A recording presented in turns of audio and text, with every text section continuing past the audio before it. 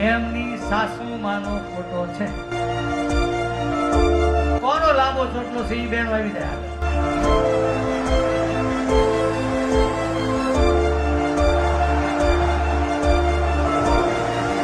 કોઈ એકડા ઊંધા કોણ બોલશે?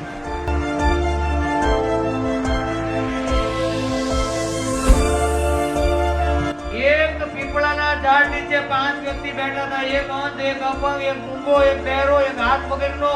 તો ઝાડ પરથી કેરી પડશે તો પહેલા કોણ ઉપાડશે?